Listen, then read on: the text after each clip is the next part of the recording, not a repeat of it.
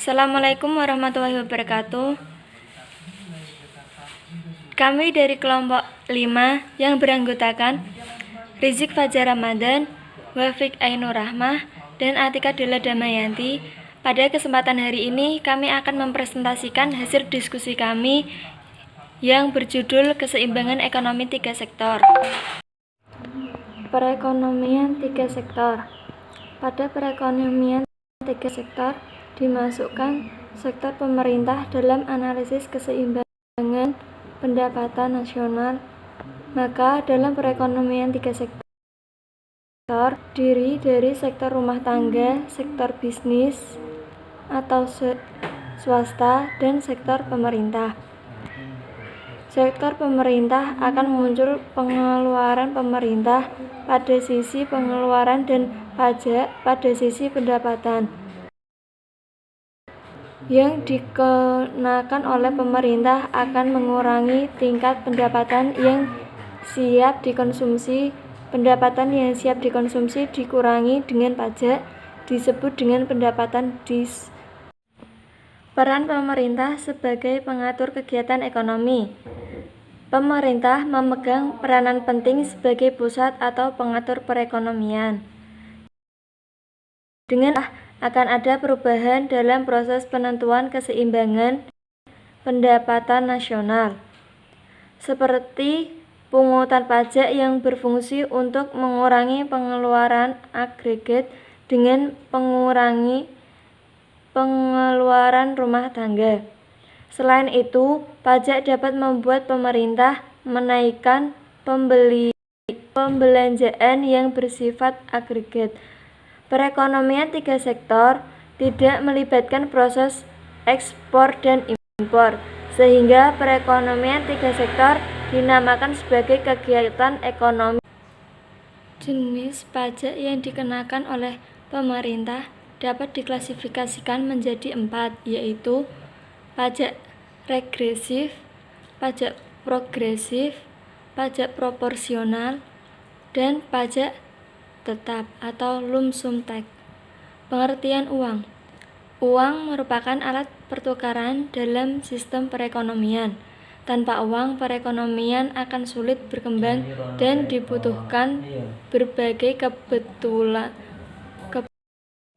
dalam proses pertukaran melalui barter. Uang yang dikenal terutama adalah uang kertas, uang logam, ditambah uang giral, serta berbagai jenis uang lainnya yang memiliki daya beli seperti halnya barang atau jasa. Juga terdapat permintaan dan penawaran terhadap uang. Penawaran uang dipengaruhi oleh M1 dan M2, sedangkan permintaan uang dipengaruhi oleh pendapatan yang akan diberikan bila uang disimpan dalam berbagai bentuk portofolio. Pembelanjaan pemerintah diklasifikasikan atas 2 bagian, yaitu 1. Pengeluaran rutin. Pengeluaran rutin berupa belanja pegawai, belanja barang, bunga, cicilan, dan lain-lain.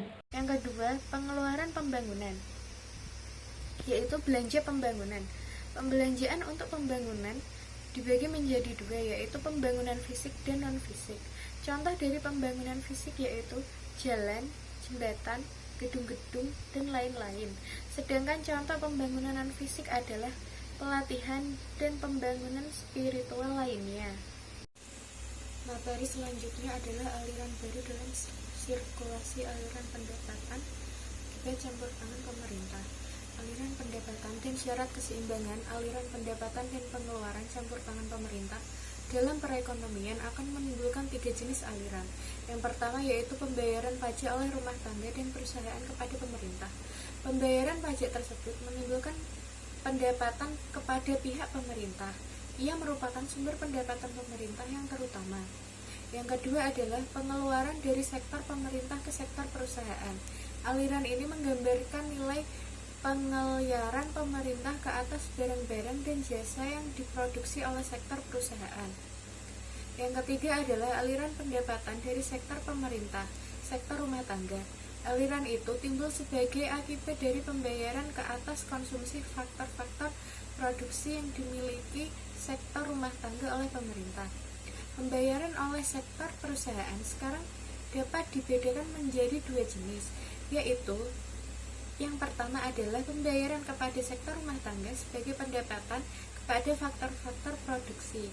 Yang kedua adalah pembayaran pajak pendapatan perusahaan kepada pemerintah. Saya di sini akan melanjutkan penjelasan. Yang C, pajak, jenis-jenis pajak. Jenis-jenis pajak itu ada 3 macam. Yang pertama itu pajak langsung, pajak tak langsung, dan pajak pendapatan. Yang dimaksud dengan pajak langsung itu jenis pungutan pemerintah yang secara langsung dikumpulkan dari pihak yang wajib membayar pajak. Setiap individu yang bekerja dan perusahaan yang menjalankan kegiatan dan memperoleh keuntungan wajib membayar pajak. Kemudian yang dimaksud dengan pajak tak langsung itu pajak yang bebannya dapat dipindah-pindahkan kepada pihak lain. Salah satu jenis pajak tak langsung itu ya yang penting adalah itu impor.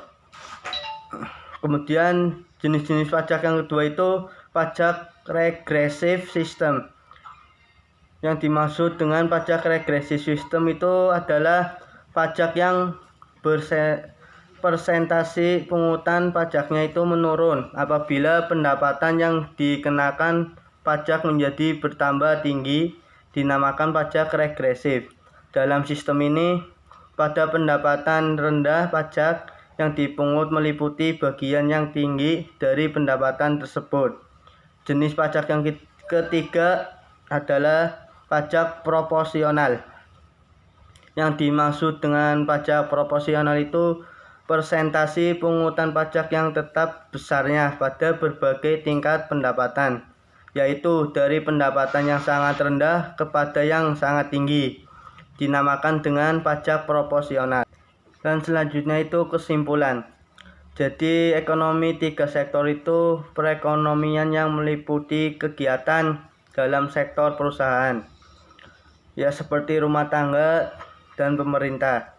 Campur tangan pemerintah dalam kegiatan ekonomi akan menimbulkan 3 arus baru dalam perekonomian. Yang pertama itu arus pembayaran pajak, yang kedua arus pengeluaran dari pemerintah, dan yang ketiga itu arus pembayaran dalam pemerintah. Jadi pemerintah sebagai pusat pengatur kegiatan perekonomian. Dengan adanya pemerintah akan ada perubahan dalam proses penentuan keseimbangan pendapatan nasional, seperti pungutan pajak yang berfungsi untuk mengurangi pengeluaran agregat dengan mengurangi pengeluaran rumah tangga. Dan sekian dari kelompok kami. Bila ada tutur kata yang salah maupun kurang jelas, mohon maaf sebesar-besarnya. Ya, sekian dari saya. Terima kasih. Wassalamualaikum warahmatullahi wabarakatuh.